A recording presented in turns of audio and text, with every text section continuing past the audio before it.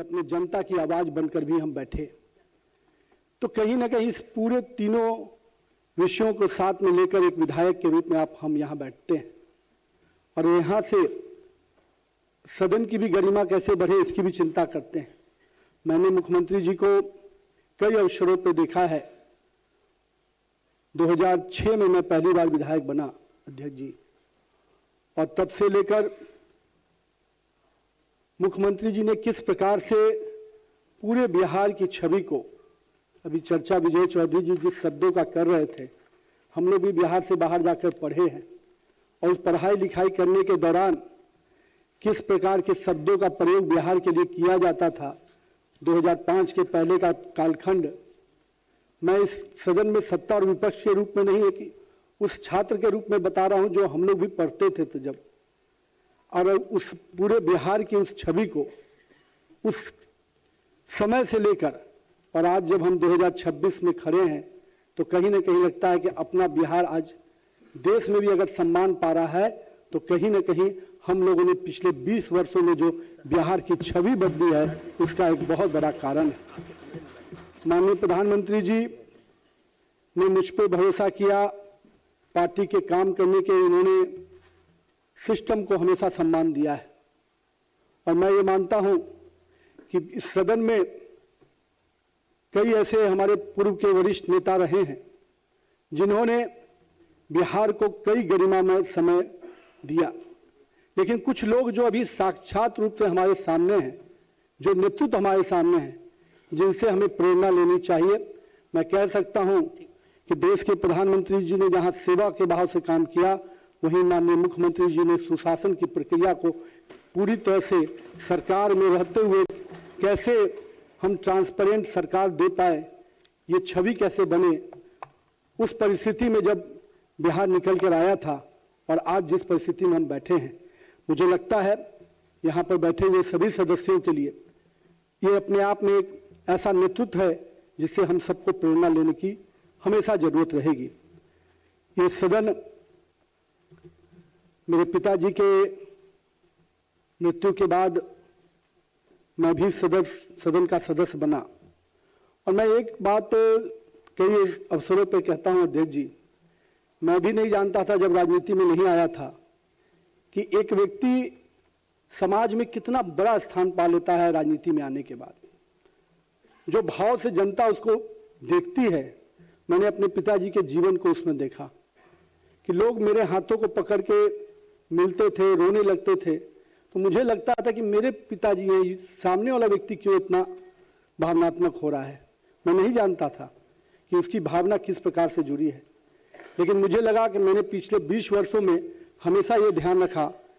कि मेरे पिताजी की छवि के हिसाब से मैं हमेशा अपने आप को आगे लेके चलूं। और मुझे लगता है कि हमारे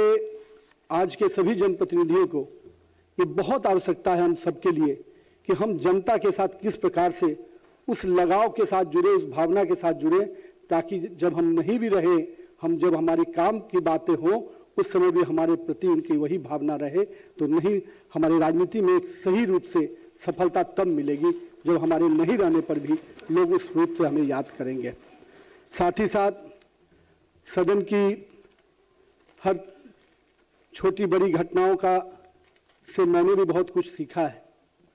हम लोगों ने सदन में सरकार में रहते हुए सरकार के विषयों को कैसे उठाया जाए, कैसे अपना काम विधायक के रूप में कराया जाए, और साथ में विपक्ष में भी रहे तो विपक्ष की भी जो गरिमा होती है उस गरिमा के साथ कैसे काम किया जाए। दोनों ही समय में हम लोगों ने काम करने का मौका मिला और मैं मानता हूं कि मेरे राजनीतिक जीवन में इस सदन का कामकाज को देखकर बहुत कुछ सीखने का मौका मिला है। तो ये अपने आप में एक ऐसा स्थान है जहां देश में, विश्व में लोकतंत्र का इतिहास, कहते हैं कि वैभवशाली इतिहास में लोकतंत्र की जननी कहा जाता है बिहार, और उस लोकतंत्र की जननी में इस विधानसभा का बहुत बड़ा हमेशा योगदान रहा है और रहेगा। और हम सब कोई आज के अपने सभी सदस्यों का आभार भी व्यक्त करते हैं और अध्यक्ष जी इतना विश्वास दिलाते हैं आप सबको कि एक विधायक के रूप में जो भूमिका, हम मंत्री के रूप में जो मौका पार्टी और माननीय मुख्यमंत्री ने दिया है, अब पार्टी ने भूमिका जरूर बदली है, पर विधायक के रूप में मैं अगर यहाँ हूँ तो निश्चित रूप से यहाँ के राज्य के विकास में जो भी मेरी भूमिका हो पाएगी, दोनों ही हमारे एनडीए दलों के लोग जो भी मुझसे उम्मीद करेंगे, मैं निश्चित रूप से बिहार के विकास में माननीय प्रधानमंत्री जी ने जो सपना देखा है 2047 के विकसित भारत का, और माननीय मुख्यमंत्री जी जिस दिशा में बिहार को निरंतर आगे लेकर आगे बढ़ रहे हैं, हम लोग भी उस भूमिका में इन दोनों के नेतृत्व में पूरी ताकत से बिहार को विकास में पथ पर और तेजी से आगे लेने में पूरी अपनी योगदान देंगे। साथ ही साथ मैं अपने सभी साथियों से आग्रह करूंगा कि आप सब मिलकर, हम बिहार की वो टीम है, सत्ता और विपक्ष में कोई भी लोग बैठे, पर बिहार की छवि अगर बड़ी होती है तो उसका सम्मान सबको मिलता है। आज मैं जब देश के में दूसरे राज्यों में जाता हूं, लोग बहुत हमें उस रूप में नहीं जानते, लेकिन बिहार के नाम पर जब लोग मिलने आते हैं और जिस भाव से मिलने आते हैं, वो लगता है कि आज बिहार के लोगों को एक जुड़ाव का एक केंद्र मिल गया है। तो मैं पूरा प्रयास करूंगा कि जो सम्मान आपने दिया है, जो सम्मान पार्टी ने दिया है, उससे बिहार में देश भर में रह रहे सभी बिहार के लोगों को मैं जोड़कर निश्चित रूप से बिहार एक गर्व का विषय बने, बिहार एक सम्मान का विषय बने, और हम अपने पुराने गौरवशाली इतिहास को पुनः वापस लाने की दिशा में जिस प्रकार से माननीय मुख्यमंत्री जी के नेतृत्व में हम लोग काम कर रहे हैं, निश्चित रूप से 2047 में भारत भी विकसित होगा, बिहार भी विकसित होगा, और बिहार अपना पुराना गौरव भी वापस लेके आएगा। बहुत बहुत धन्यवाद।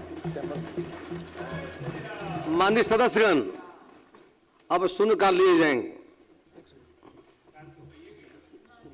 शेष लिए जा रहे हैं, आएगा इसके बाद आ रहे हैं।